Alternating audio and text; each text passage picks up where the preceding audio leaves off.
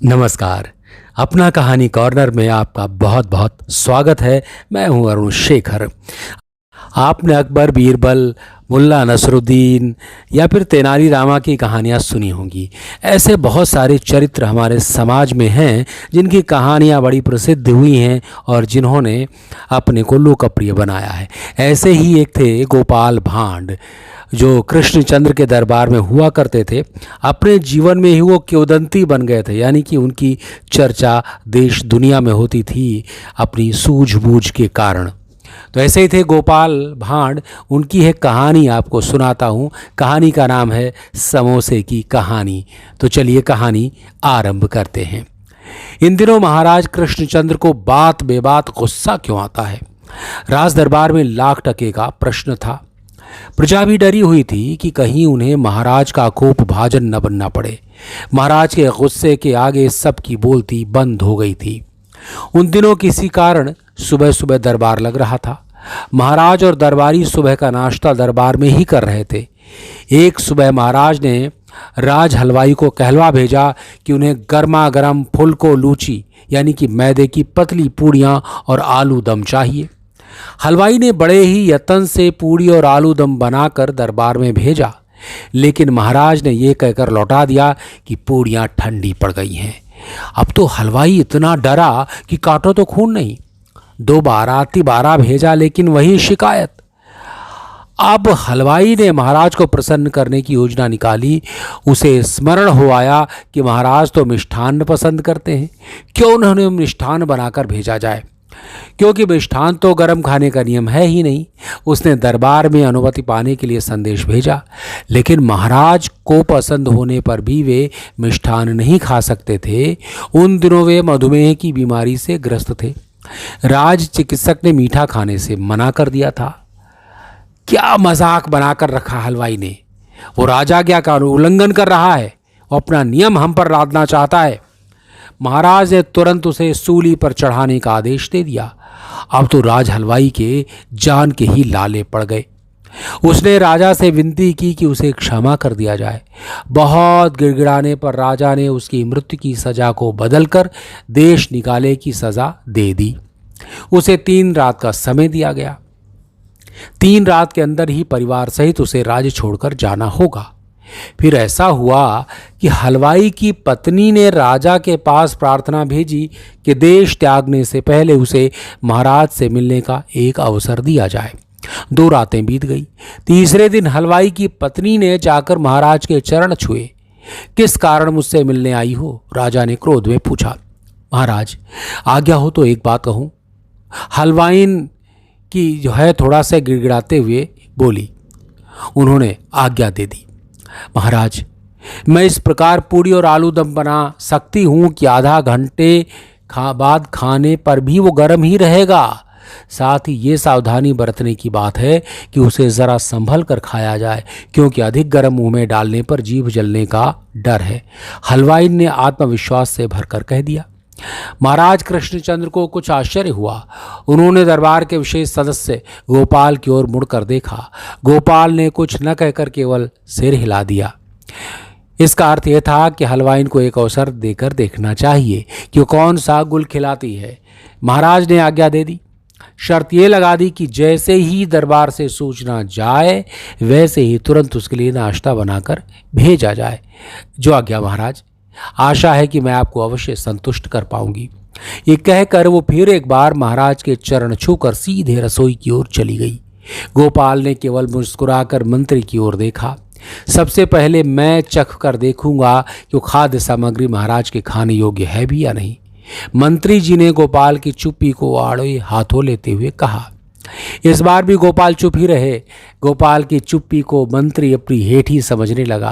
वो मिर्च मसाले सा जलकर दांत किटकिटाता रहा और गोपाल मुस्कुराता रहा। हलवाइन ने राजा के रसोइयों को बुला भेजा और मैदा सान कर उससे पतली और छोटी पूड़ियाँ बेलने को कहा। हलवाई तो इतना डरा हुआ था कि उसके हाथ पैर सुन्न पड़ने की परिस्थिति आ गई।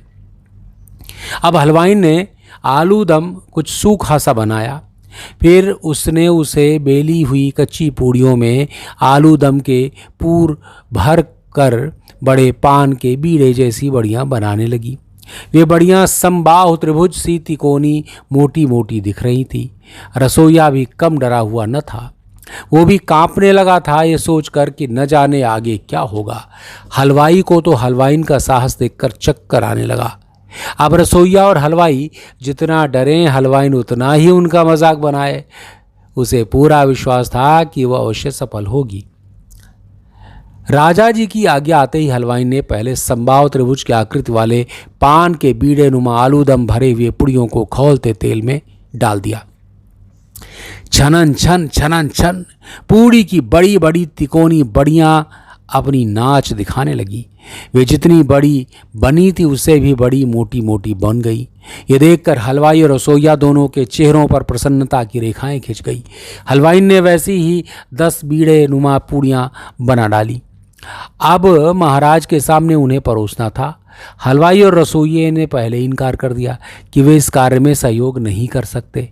एक बड़ी सी थाली में उन्हें सजाकर हलवाई स्वयं ही दरबार में ले गई। महाराज ने जब उन्हें देखा तो उनकी आंखें फटी की फटी रह गई।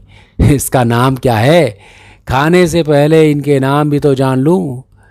महाराज ने मुस्कुराकर कहा, इनके नाम संभुजा हैं।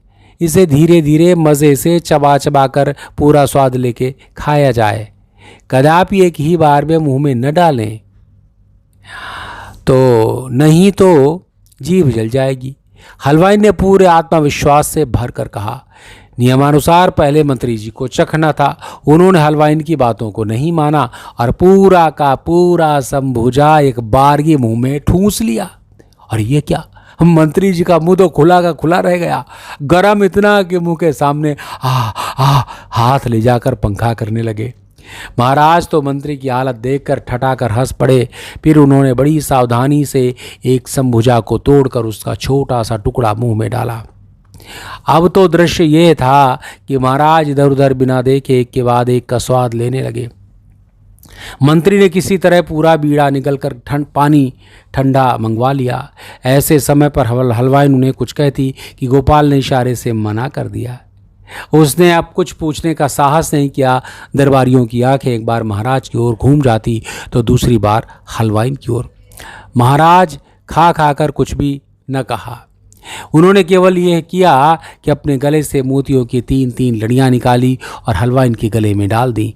तब तक राज रसोई तक सूचना पहुंच गई कि महाराज बहुत प्रसन्न हैं। हलवाइन और 50 संभुजा छान कर ले आई। संभुजा खाने का जो दौर चला तो गोपाल जीभ लपेट लपेट कर मुंह बना बना कर संभुजा खाने लगे। उधर मंत्री जी का लाल पीला चेहरा देखने लायक था। केवल सबको आंखें फाड़ फाड़ कर देखे जा रहे थे। इस पर इधर मंत्री जी की जग हंसाई खूब होने लगी, उधर हलवाइन की बड़ाई के पुल बांधे जाने लगे। महाराज ने उसे राज रसोई में मुख्य रसोई की नौकरी दे दी, साथ ही दंड भी वापस ले लिया। महाराज कोई 6 माह तक लगातार इस संभुजा का आनंद लेते रहे। इन दिनों शाम होते ही महाराज के होठों पर हंसी खेलने लगती थी। दरबार में शांति विराजने लगी। जनता ने चैन की सांस ली। ये बात लगभग 250 वर्ष पुरानी है। उन्हीं दिनों कलिंग प्रदेश वर्तमान उड़ीसा राज्य में गिरधारी बेहरा नामक एक हलवाई अपनी धर्मपत्नी धरित्री देवी के साथ बंगाल के कृष्णनगर राज्य के राज दरबार में आए थे। उन्हें महाराज ने राज हलवाई के रूप में अपनी सेवा में रख लिया था। गोपाल ने भी धरित्री देवी का लोहा मान लिया। उसने भी धरित्री देवी के समान में बड़ाई के पुल बांध दिए। हलवाइन की संभुजा ही बाद में चलकर समोसा या सिंघाड़ा नाम से प्रसिद्ध हो गया। लेकिन ये दुख की बात है कि धरित्री देवी का नाम काल के गाल में समा गया, जबकि हमारे गाल में अगर सिंघाड़ा या समोसा हो तो क्या कहने। अब आपसे पूछा जाए कि समोसे की माँ या आविष्कारक कौन हो, तो आपका उत्तर क्या होगा? सोच लीजिए। तो ये थी कहानी गोपाल भांड की लिखी हुई समोसे की कहानी। ऐसी ही कहानियाँ और आपके लिए लाता रहूँगा। तब तक आप चैनल को सब्सक्राइब कीजिए, लाइक कीजिए, कमेंट करके बताइए कैसी लगी कहानी और दूसरों को भी सुनाइए। फिर होगी मुलाकात किसी नई कहानी के साथ। तब तक अपना ख्याल रखिए। नमस्कार।